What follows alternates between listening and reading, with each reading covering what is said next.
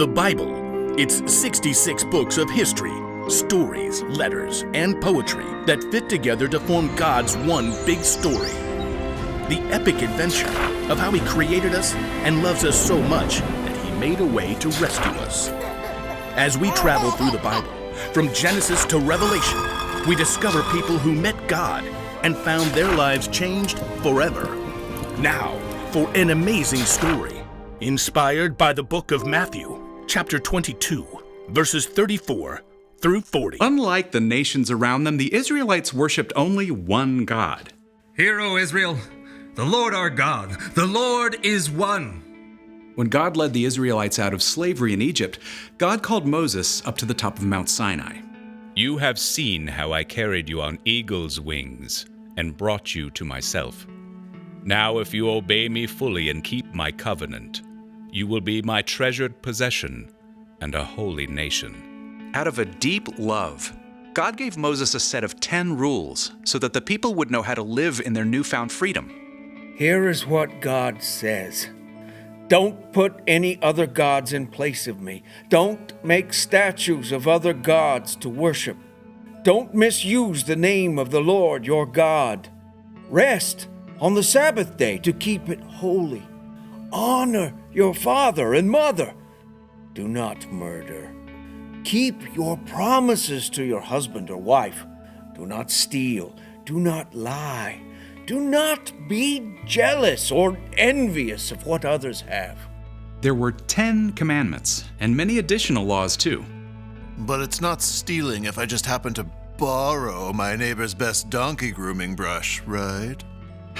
Some people look for ways around all those rules. Other people were so scared of breaking the rules they'd spent their whole lives trying to get it exactly right.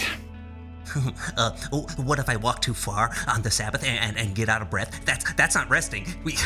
We better say you can't go outside the city at all on the Sabbath. There were 613 laws in total, and even more that the religious leaders added.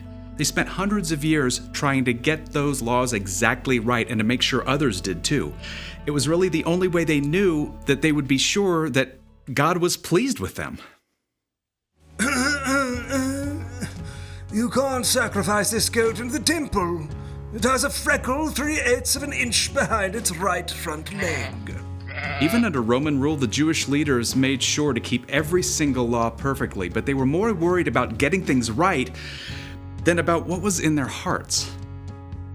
Then, Jesus showed up, traveling and teaching, but he didn't act like any other teacher or rabbi.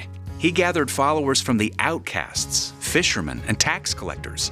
Come, follow me. Jesus spent time with the people everyone else avoided.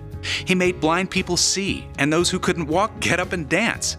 He healed those with terrible skin diseases. Look! Look! My skin is clean! I can go home to my family! Jesus invited women to follow him, something no other rabbi would do. He welcomed little children and blessed them, even though most people saw kids as a nuisance. The kingdom of heaven belongs to people like them. Jesus told a story in which a Samaritan, a person who was viewed as the enemy by Jews, was the hero. And when Jesus was giving out a list of people blessed by God, it certainly didn't include perfect rule followers. Blessed are those who are humble. They will be given the earth. Yep, Jesus was turning things upside down, and the religious leaders did not like it one bit, so they started looking for ways to trap him. One day they saw Jesus approaching a man with a twisted hand. Jesus, does the law allow us to heal on the Sabbath day? They wanted to catch Jesus breaking the law by healing the man, but instead Jesus said, What if one of your sheep falls into a pit on the Sabbath day? Won't you lift it out? A person is worth more than sheep. So the law allows us to do good on the Sabbath day. Then Jesus healed the man's hand. Preposterous. During Passover week, the whole city was stirred up to see what Jesus would do, and the religious leaders were desperate to silence him. Several of the leaders, called Pharisees, came to Jesus. One of them was an expert in all 613 laws, and he was sure he could turn the crowd against Jesus. Teacher! The law expert waited until there was a silence. so that everyone would hear. Which is the most important commandment in the law? The law expert told himself gleefully. Jesus will have to pick just one law, and then I can point out all the other laws he's ignoring, and everyone will get upset.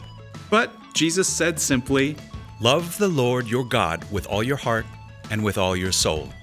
Love him with all your mind. This is the first and most important commandment. And the second is like it. Love your neighbor as you love yourself. Before the law expert could tear this answer apart, Jesus continued, Everything that is written in the law and the prophets is based on these two commandments. But, oh, In a few short sentences, Jesus had taken 613 laws and wrapped them up in just two things to remember. Love God, love others.